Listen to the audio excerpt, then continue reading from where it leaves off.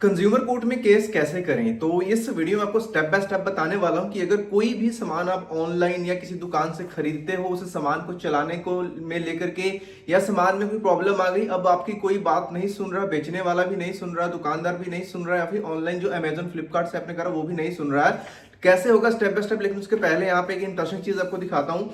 ये एक जजमेंट की कॉपी है जो एक अपना प्रैक्टिकल लाइव केस यहाँ पे आपसे मैं शेयर करने वाला हूँ। ये आप मेरा फोन देख सकते हो, ये सैमसंग का फोन है S23 अल्ट्रा, जिसको यहाँ पे मैंने 2023 में खरीदा था, तकरीबन यहाँ पे 1,35,000 रुपए दे करके। और जनवरी 25 2025 में जनवरी 25 को 2025 यानी तकरीबन 2 साल के बाद यहाँ पे एक अपडेट आता है फोन के ऊपर। और जैसे ही मैं अपडेट करता हूँ, अपडेट करने के 3 दिन बाद यानी कि 28 जनवरी को इस फोन पे एक पिंक लाइन यहाँ पे विजिबल हो जाती है। अब पिंक लाइन से पहले फोन पे काफी सारे यहाँ पे डैमेजेस भी थे, जो आप देख भी सकते हो, स्क्रीन वैसे डैमेज थी, ठीक, और आउट ऑफ वारंटी भी ये हो चुका था, नो डाउट। और एज पर जो उनकी टर्म्स है सैमसंग की कि अब वारंटी के बाद अगर कुछ भी करते हो तो हमारी कोई रिस्पॉन्सिबिलिटी नहीं होती है। लेकिन यहाँ पे तकरीबन 2 साल के बाद हमारे पास ये प्रॉब्लम आती है। जब हम इसको सर्विस सेंटर में इस फोन को लेकर के जाते हैं तो सर्विस सेंटर वाले हमें इसको ठीक करने से डिनाई कर देते हैं, क्लियर कट। वो बोलते हैं एक तो आपका फोन आउट ऑफ वारंटी है, दूसरा कि आपका फोन फिजिकली डैमेज है, यानी कि गिरने की वजह से ये पिंक लाइन आई है एक्सटर्नल प्रेशर की वजह से, ठीक। लेकिन हम लोगों का ये कहना था कि ये तभी आई जब हमने सॉफ्टवेयर को अपडेट करा। सॉफ्टवेयर को अपडेट करने के 3 दिन बाद ये प्रॉब्लम आती है, तो हमें ये रिप्लेस करके दीजिए। तो कंपनी ने डायरेक्टली यहाँ पे डिनाई कर दिया। देन हम सैमसंग को लीगल नोटिस भी इशू करते हैं, जिसके रिप्लाई में अगेन वही चीजें वो डिनाई करते हैं। देन हम कंज्यूमर कोर्ट में केस को फाइल करते हैं। तकरीबन 7-8 महीने में हमारा ये केस चलता है। उसके बाद में कोर्ट का ऑर्डर आता है। कोर्ट हमें क्या बोलती है कि ये जो फोन की स्क्रीन है, इसको तो कंपनी रिपेयर करके यानी नई डिस्प्ले लगा करके देगी, और प्लस फोन को फुली फंक्शनल, ऐसा नहीं कि फोन काम ना करता हो, सिर्फ डिस्प्ले बदल के दे दी। प्लस यहाँ पे 11,000 रुपए का हमें मुआवजा मिला है, जिसमें 8,000 सैमसंग को यहाँ पे आप पेनल्टी लगा सकते हो, जो हमें कंपनसेशन के रूप में मिलेगा for their unfair trade practices के लिए। और 3,000 की लिटिगेशन कॉस्ट कोर्ट ने हमें अवार्ड करी, यानी कि 11,000 रुपए हमें एडिशनली मिलेंगे सैमसंग की तरफ से। और अगर ये सैमसंग 30 दिन के अंदर इसको सारा कुछ सही नहीं करता और 11,000 का कंपनसेशन हमें नहीं देता है, तो 5,000 की और पेनल्टी लगेगी सैमसंग को, ठीक। यानी कि अब सैमसंग बाउंड है। तो सिर्फ ये कह देने से कि आपका फोन आउट ऑफ वारंटी है, या फिर दुकान के बाहर ये लिख देने से कि बिके हुए सामान की कोई वापसी नहीं, आपके राइट्स खत्म नहीं हो जाते हैं। कंज्यूमर प्रोटेक्शन एक्ट 2019 में जो सेक्शन 35 है, वो कंज्यूमर राइट्स को प्रोटेक्ट करता है। और जहां कहीं पे भी अगर आपको खरीदे हुए सामान में कोई प्रॉब्लम आ रही है, तो कोई दुकानदार या कंपनी या ब्रांड आपको सर्विस देने से मना कर रहा है, या फिर ये बोल रहा है अब हमारी कोई रिस्पॉन्सिबिलिटी नहीं है, उस केस में आप कंज्यूमर कोर्ट में जा सकते हो। कंज्यूमर कोर्ट में आप 2 तरीके से जा सकते हो, आप एक बिना एडवोकेट के भी जा सकते हो और एडवोकेट करके भी जा सकते हो। दोनों ऑप्शंस आपके पास अवेलेबल रहते हैं।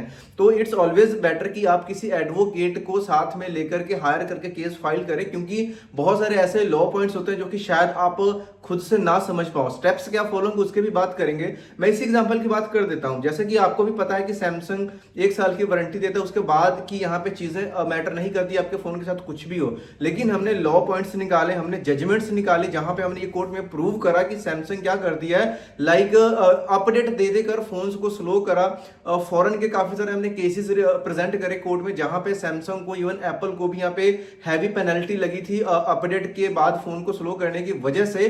और काफी सारी चीजें थी कि अगर हमें आप 1 साल की वारंटी दे रहे हो तो फोन में आप अपडेट्स क्यों भेजते हो, और उस अपडेट की वजह से बहुत सारे फोन्स में इश्यूज आते हैं, तो इसका रिस्पॉन्सिबल कौन होगा।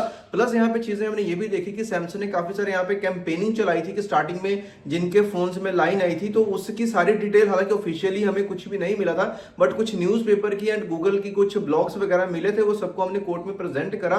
और जो सैमसंग का यहाँ पे जो कारनामे थे वो हमने कोर्ट में रखे। सभी चीजों को देखने के बाद कोर्ट ने पाया कि जो हमारी प्ली थी, जो हम यहाँ पे रिलीफ मांग रहे थे, वो बिल्कुल सही थी और चीजें हमारे फेवर में हुई, ठीक। तो अब जब भी कंज्यूमर कोर्ट में जाते हो, केस को कैसे फाइल करना है। सपोज किसी चीज से को आपने ऑनलाइन ऑर्डर करा या कुछ भी करा, अब उसमें कोई प्रॉब्लम आ रही, सही से काम नहीं कर रहा है, या कोई नो रिप्लेसमेंट पॉलिसी है, नो रिटर्न पॉलिसी है, और आपके पैसे लग गए, अब आपके लिए वो चीज मतलब यूजफुल नहीं है, उस केस में आप कंज्यूमर कोर्ट में जा सकते हो। अगर चीज की क्वालिटी सही नहीं, चीज सही से काम नहीं कर रही है, उस केस में आपने सिंपल एक कंज्यूमर कंप्लेंट रेडी करना होता है, जिसमें आपकी डिटेल आएगी और जिस जगह से आपने सामान खरीदा है उसकी जितनी भी डिटेल्स है उनका, वो डिटेल्स के साथ आप कोर्ट में जाओगे। उसके पहले आप कोशिश करें कि एक लीगल नोटिस सेंड करवाएं अपने एडवोकेट से, 15 दिन तक वेट करें। अगर कोई रिस्पॉन्स आता है तो भी ठीक, नहीं आता है तो भी ठीक, कंज्यूमर कोर्ट में जाएं। कंप्लेंट के साथ आपके पास जितने भी सपोर्टिव डॉक्यूमेंट है, जो भी आपके प्रोडक्ट का बिल है, जो भी आपने ऑनलाइन पेमेंट करी है, जो भी चीजें हैं, जो भी फोटोज वगैरह, जो भी आप एट मैक्स दे सकते हो अपने एविडेंस में, उन सब चीजों को साथ में अटैच करके उनके ऊपर नंबर लगाएं और कंप्लेंट केस उन सब चीजों को मेंशन करें और इसको ले जाकर के अपने कंज्यूमर कोर्ट में फाइल करना है। ऑनलाइन फाइलिंग भी होती है, लेकिन जो प्रोसीडिंग आपकी चलेगी अभी ऑफलाइन ही चलेगी। तो ई जागृति करके पोर्टल है, वहां पे भी फाइल होता है। तो उसके बाद में, लेकिन हाँ, केस आपका स्ट्रांग तभी बनेगा कि अगर आपके केस की ड्राफ्टिंग में बहुत स्ट्रांग हो। चाहे आप बिना एडवोकेट के भी जाना चाहते हो तो केस को आप जरूर से किसी लॉयर या एडवोकेट से ड्राफ्ट करवाएं, ताकि जो भी लीगल पॉइंट्स है उसमें जो ड्राफ्टिंग है अगर आपकी अच्छे से होती है देन आप केस को जीत जाओगे, और जो आपका कोर्ट का एक्सपेंसेस आते हैं वो भी आप मुआवजे में ले सकते हो। हैरेसमेंट के लिए आप अलग से कंपनसेशन मांग सकते हो। सारी चीजें उसमें मेंशन करनी होती है, जो कि एक लॉयर आपको असिस्ट कर सकता है। जैसे ही आप कंप्लेंट को फाइल कर देते हो तो कोर्ट क्या करती है, दूसरी पार्टी को समन भेजती है, उसको बुलाती है, उसके पॉइंट को सुनती है, फिर दूसरी पार्टी रिप्लाई करती है। जो आपने कंप्लेंट करा दूसरी पार्टी ने उसका रिप्लाई देना है, रिटर्न में रिप्लाई देने के बाद फिर आपने रीजॉइंडर देना है कि जो अब उन्होंने रिप्लाई दी इसके बाद आप क्या कहना चाहते हो। यानी कि आपको फिर अगेन एक मौका मिलेगा उसके जो भी लाइक उसने डिनायल्स जो भी है उसका रिप्लाई करने का। उसके बाद कोर्ट यहाँ पे आर्गूमेंट्स पे केस लगता है, जहां पे आप अपने पॉइंट्स को कोर्ट में आर्गू करते हो, दूसरी पार्टी अपने पॉइंट्स को कोर्ट में आर्गू करती है। आर्गू करने के बाद जो केस है वो जजमेंट के लिए फिक्स हो जाता है। फिर कोर्ट देखती है कि किसको, मतलब जो कंप्लेंट है इसको अलाउ करना है, डिसमिस करना है। अलाउ करने का मतलब है कि आपके फेवर में हो गई और आपके फेवर में हो गई, तो जरूरी नहीं कि जो जो चीजें मांगी वो आपको सब मिलेंगी। ऐसा भी होता है कि कई बार जो आपने मांगा उससे ज्यादा मिल सकता है और कई बार जो आपने मांगा होता है वो उससे कम मिलता है। और अगर आपका जो भी पॉइंट्स वो वैलिड नहीं है तो आपकी जो कंप्लेंट है वो कैंसिल, यानी कि उसको क्या है, डिसमिस भी कोर्ट करती है। ऐसा भी नहीं कि नहीं करती है।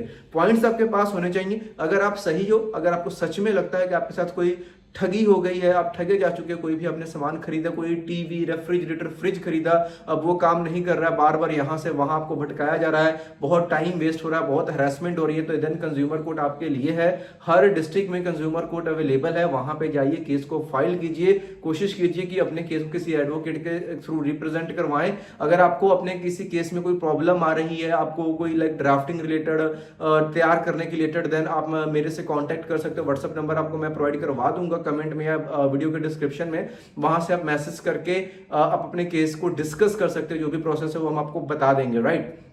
अब ये सारा चीज करने के बाद अगर जो भी आपको रिलीफ है वो मिल जाता है तो ये बहुत बढ़िया चीज है आपके लिए, क्योंकि यहाँ पे बीइंग अ कंज्यूमर आपके पास राइट है। कंज्यूमर प्रोटेक्शन एक्ट आपको बचाने के लिए है, लेकिन अवेयरनेस होने की वजह से लोगों को अपने राइट्स के बारे में पता नहीं है। तो अगर आपने इस वीडियो को यहाँ तक देखा है तो इस वीडियो को जितना हो सके दूसरे लोगों के साथ भी शेयर करें, ताकि उनको ये पता चल सके कि कल को कोई प्रॉब्लम आती है किसी भी सामान को लेकर के, तो कंज्यूमर कोर्ट में अगर केस फाइल करना है तो कंज्यूमर कोर्ट में केस कैसे फाइल करें, क्या स्टेप्स फॉलो होंगे, क्या क्या डॉक्यूमेंटेशन लगेगी, उन सब चीजों की यहाँ पे इंफॉर्मेशन मिल जाए। और जनरली जितने भी कंज्यूमर कोर्ट के केसेस होते हैं तकरीबन वो 6 महीने के अंदर डिसाइड हो जाते हैं। हमारे केस में 8 महीने का टाइम लग गया था, क्योंकि कुछ एक डेट्स पे क्या था, कोर्ट्स की स्ट्राइक चल रही थी, एडवोकेट्स की स्ट्राइक्स थी, तो उस डेज हम काम नहीं करते होते तो डेट्स फिर आगे लग जाती हैं। तो मतलब 7, 8, 6 महीने के अंदर अंदर ही आपका डिसीजन हो जाता है। केसेस लंबे भी नहीं चलते, कई बार तो इससे भी जल्दी डिसाइड हो जाता है। और जो भी आपको यहाँ पर रिलीफ चाहिए होता है, जो भी चाहे वो सामान को वापस करवाना है आपने, उसके बदले में पैसे वापस लेने हैं, आपने कंपनसेशन लेना है, सभी चीजें इसके अंडर कवर होती हैं। जैसे आपने कोई चीज खाने की मंगाई, उसमें कोई गलती निकल गई,